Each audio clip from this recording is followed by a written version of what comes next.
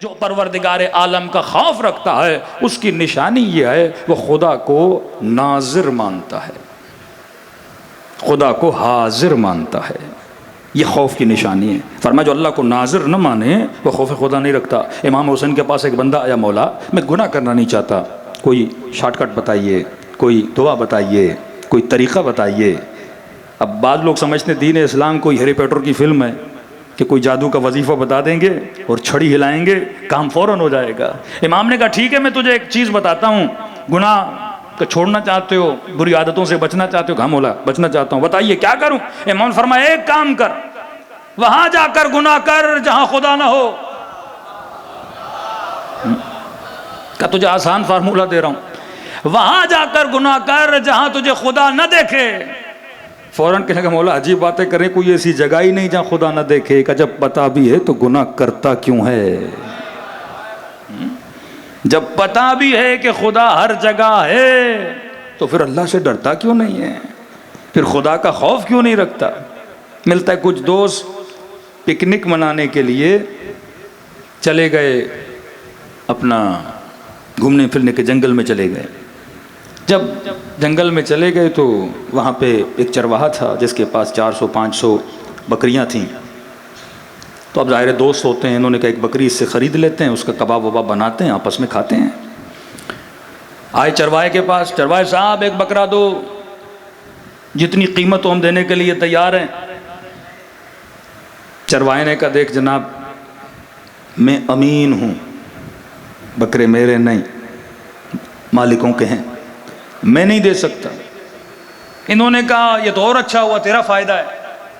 कहा कैसे मेरा फ़ायदा है? कहा देख बकरा एक दे दे, पैसे तू ले ले, 400-500-600 बकरे हैं, मालिक को क्या पता बकरा कम हुआ कि नहीं हुआ।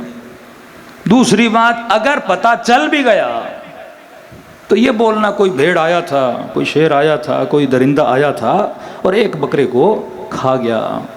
चरवाहा सुनता रहा। उसने कहा बारकल्लाह, बड़े तेज हो तुम लोग, कितनी एग्जैक्ट तुमने प्लानिंग की है। पहले तो पता न लगे, पता लग गया, फिर तुमने आंसर बनाया हुआ है, पता लग गया तो बोल दूं कि भेड़ खा गया। जिस तरह यूसुफ के भाई यूसुफ को फेंकने गए ना तो उन्होंने प्लानिंग बनाई थी। बाबा पूछेंगे तो बोलेंगे ये हुआ, जब बोलेंगे ये कैसे हुआ तो बोलेंगे इस तरह हुआ, फिर बोलेंगे ये नहीं तो फिर कमीज लाएंगे। तो उन्होंने अपने हर गुनाह को और अपनी प्लानिंग के लिए क्या रखा हुआ था? जवाब रखा हुआ था। काहे जवानों, तुमने हर प्लानिंग के लिए जवाब बनाया है। पहले तो पता नहीं लगेगा, पता लगा तो क्या बोलूंगा भेड़ खा के चला गया। क्या तुमने हर किसी के लिए जवाब रखा, लेकिन ये बता फ़अैन अल्लाह, अल्लाह के लिए भी कोई जवाब रखा है? जब खुदा पूछेगा तुमने गैर का बकरा खा लिया तो खुदा को क्या जवाब दूंगा? हमने हर किसी के लिए प्लानिंग कर दी है, लेकिन ये नहीं सोचा अगर कब्र क़यामत में परवरदिगार आलम पूछेगा बंदे खुदा, फरमाया उसमें खौफ खुदा है ही नहीं जो अल्लाह को नाजिर न माने। अलानियम सिर्रन व अलानिया, सिर्फ ये नहीं कि नाजिर लोगों के सामने माने, बंदों के सामने आए तो बंदा मुत्तकी और परहेजगार, सलाम अलैकुम जनाब वाला, लेकिन जब तन्हाइयों में चला जाए तो भूल जाए कोई खुदा भी है।